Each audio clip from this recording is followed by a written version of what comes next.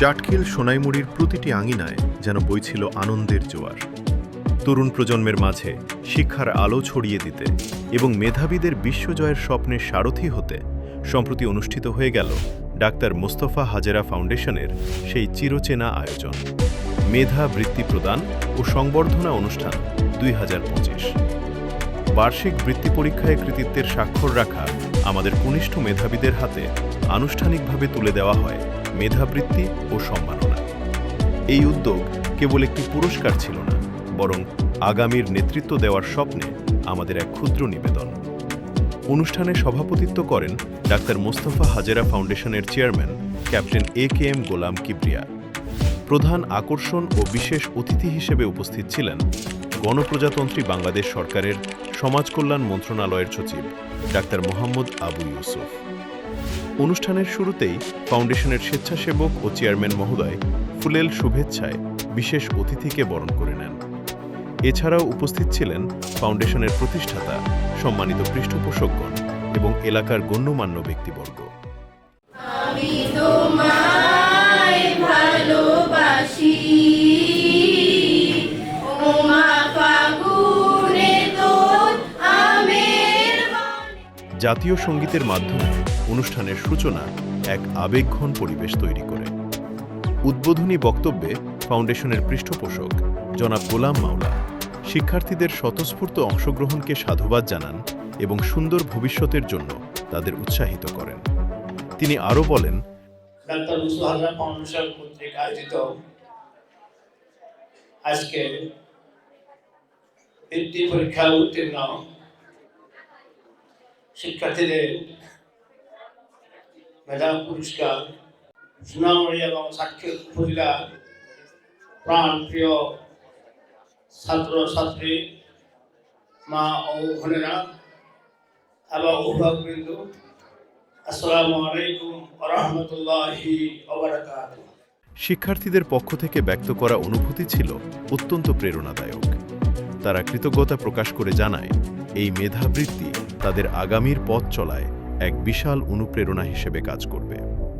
এক শিক্ষার্থী তার অনুভূতি ব্যক্ত করতে গিয়ে বলেন, আজকের এই বৃত্তি পরীক্ষার পুরস্কার ও সনদ বিতরণী অনুষ্ঠানে একজন শিক্ষার্থী হিসেবে কথা বলার সুযোগ পেয়ে আমি নিজেকে অত্যন্ত গর্বিত এবং সম্মানিত মনে করছি। আমি বিশেষভাবে কৃতজ্ঞতা জানাতে চাই আরও এক উদ্যোগী আয়োজককে। উক্ত অনুষ্ঠানে বিশেষ অতিথি হিসেবে উপস্থিত রয়েছেন ডক্টর মোহাম্মদ আবু ইউসুফ স্যার। এছাড়াও রয়েছেন ডক্টর মোস্তফা হাজেরা ফাউন্ডেশনের সম্মানিত প্রতিষ্ঠাতা ও উপদেষ্টাবৃন্দ এবং সভাপতিত্বে রয়েছেন ক্যাপ্টেন AKM গোলাম কিবরিয়া স্যার। আমি তাদের প্রতি আন্তরিকভাবে কৃতজ্ঞতা ও শ্রদ্ধা প্রকাশ করি।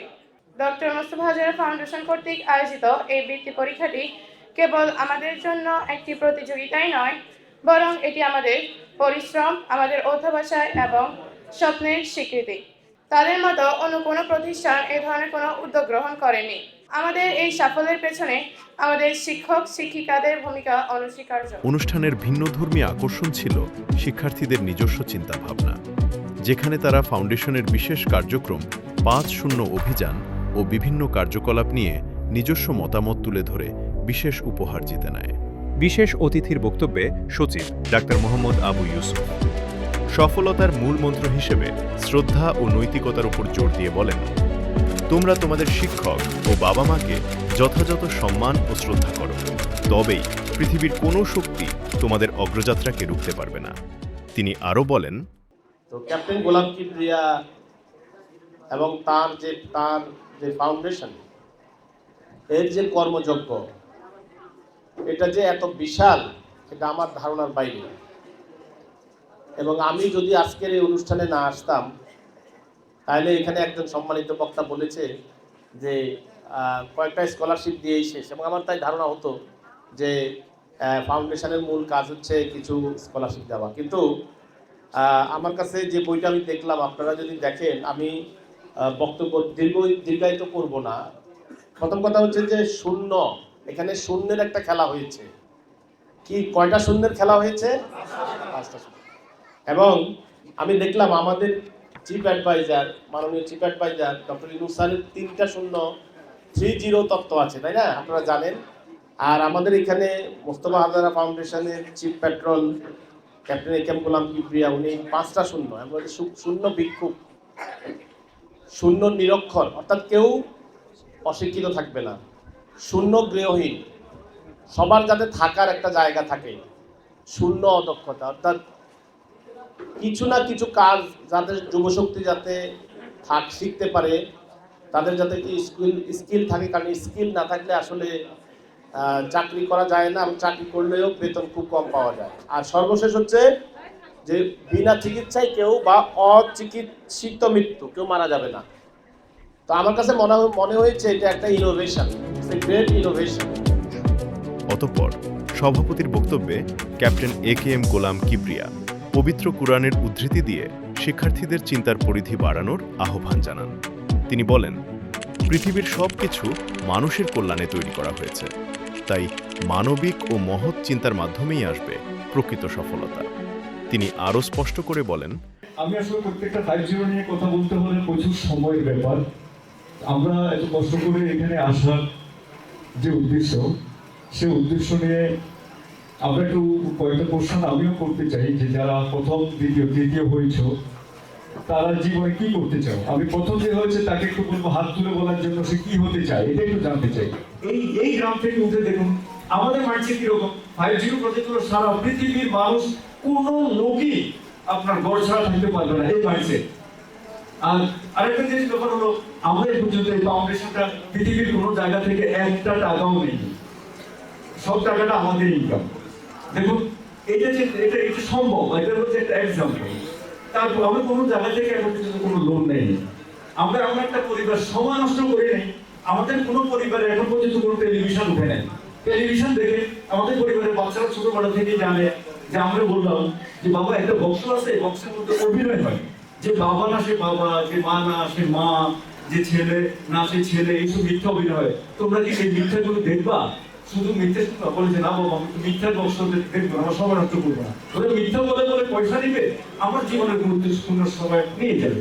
আমরা বলবো আমাদের সবকিছু হলো যে কি, এই যারা আজকে শিক্ষার্থী আছে, আমাদের সন্তানরা বা আমাদের শিক্ষকরা যারা আছে, আপনাদের আমার কাজগুলো কি আগুন জ্বালিয়ে দেওয়া। যেরকম আপনি দেখেছেন রকেটের পিছনে আগুন লাগিয়ে দিলে ওটা দৌড়তেই থাকে। পড়াশোনার ব্যাপার না, পড়াশোনার কোনো ব্যাপারই না, তাদের মানসিক পরিশ্রম করে মেন্টালিটিকে এত কিছু বড় করে তোলা। দেখুন সে যদি শুধু নিচে বাঁচতে যায়, নিচে বাঁচাই কঠিন হবে। আমরা কিভাবে বাঁচতে পারছি? আমরা চাচ্ছি পৃথিবীর 8 বিলিয়ন পিপলকে আমার নিজের টাকা দিয়ে সাহায্য করবো। আমাদেরকে পাওয়ারফুল করে দিয়েছে যে পৃথিবীর সবকিছু আমাদের উপরে শক্তিমান করে দিয়েছে। এখন আমরা কিন্তু কি করি, শুধু নিজে পশু পাখি গরু ছাগলের মতো কি করে শুধু চিন্তা করি যে আমি পেট নিয়ে চিন্তা করবো। এই জন্য আজকে আমাদের এখানে আসার এই প্রোগ্রামটা করা হলো, আমাদের জেনারেশনকে সোনামণি চাকরি সবাইকে বলা যে দেখো, চিন্তা করে বড় করো, মানবিক হো এবং পৃথিবীর অন্যের চিন্তা করো, সেটাই মানবিকতা। অনুষ্ঠানের শেষ পর্যায়ে বিশেষ অতিথিকে সম্মাননা ক্রেস্ট প্রদানের পর শুরু হয় সেই বহুল কাঙ্ক্ষিত মুহূর্ত, মেধাবীদের হাতে সম্মাননা ও বৃত্তি তুলে দেওয়া।